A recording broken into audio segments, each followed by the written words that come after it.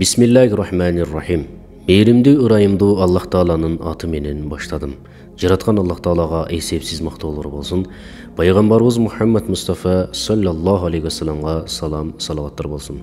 Урматтуу мусулман бир туугандарым, бүгүн менин кайрылуум илимдүүлөрдү сыйлайла деген темада болмокчу. Билесиздерби? Илим дайыма сакталып турат. Ал илим кандай сакталат? Көзгө көрүнөбү, көрүнбөйбү десеңиз, ислам дининде мына ушундай айтылынат. Жалпы илимди бул аалымдар менен сакталат. Ошол аалымдар бар үчүн илим сакталып турат. Аалымдар болгон үчүн дүйнө сакталып турат. Аалымдар болгон үчүн, ошол илимдүү инсандар болгон үчүн биз туура жашап жүрөбүз. Аалымдар болгон үчүн биз бактылуу жашап атабыз. Аалымдар болгон үчүн биз адал жашап атабыз. Аалымдар болгон үчүн биздин жашообуз жүрүп жатат. Эгерде илимдүү инсандар болбосо, анда никебизди ким кыят эле? Биздин никебизди дагы ошол илимдүүлөр кыйып, адал жашоодо, түз жашоодо жашап жүрөбүз. Андыктан ал илимдүүлөрдү сыйлашыбыз керек. Эгерде илимдүү инсандар болбосо, бала чакабызга, балдарыбызга илим бере албай калат экенбиз. Же өзүң берсең илимиң жок, өзүң айтайын десең сөзүң жок. Бирок ошондой болсо дагы илимдүү инсандарга берип, өзүңдүн сабатсыз болгон балаңды сабаттуу кылып, аалым кылып тарбиялап атасың. Мында болсо дагы илимдүү инсандарды сыйлаш керек. Илимдүү инсандар болбосо медресебиз болбойт эле. Элестетиңиз, бүгүнкү күндө канчалаган инсандар медресе издеп жүрөт, балдарыбызды окуталы, кыздарыбызды окуталы деп.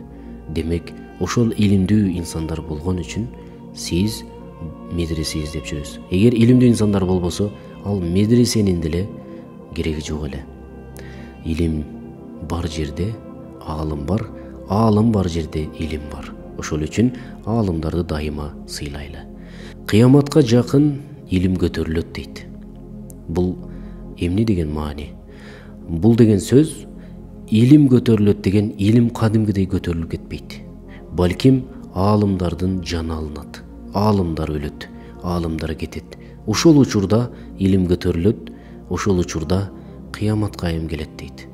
Демек, кыяматты күтүү бул илимдүүлөрдүн кетүүсү.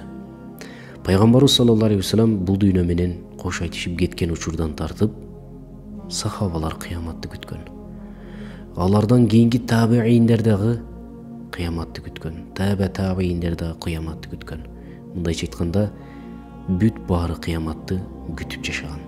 Бирок акыркы мына ушул илимсиз доордо жашап калдык биз.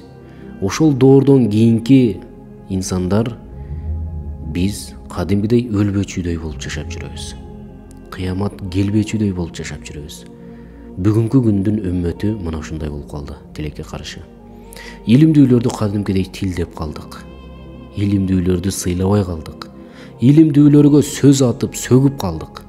Илимдүүлөргө кадимкидей таш ыргытып, алардын жашоосуна кийлигишип калдык. Илимдүүлөрдүн төшөгүн аңдып калдык. Илимдүүлөргө тил тийгизип кээ койчу, илимдүүлөрсүз жашообуз өтпөй калды. Эй тууганым, корк. Илимдүүлөр бар үчүн экөөбүздүн үй бүлөбүз нике менен жашап жүрөт. Илимдүүлөр бар үчүн экөөбүздүн жумабыз окулуп атат. Илимдүүлөр бар үчүн экөөбүздүн айт намазыбыз окулуп атат. Илимдүүлөр бар үчүн экөөбүздүн жаназабыз, тууганыбыздын жаназасы, досторубуздун, кошунабыздын, өзүбүздүн жарандарыбыздын жаназасы окулуп атат. Алар болбосо кантет элең?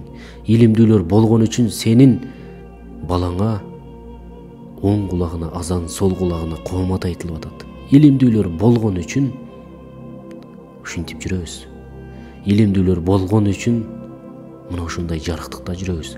Алар болбосо, билесизби, илим болбогон жерде сөзсүз караңгылык болот.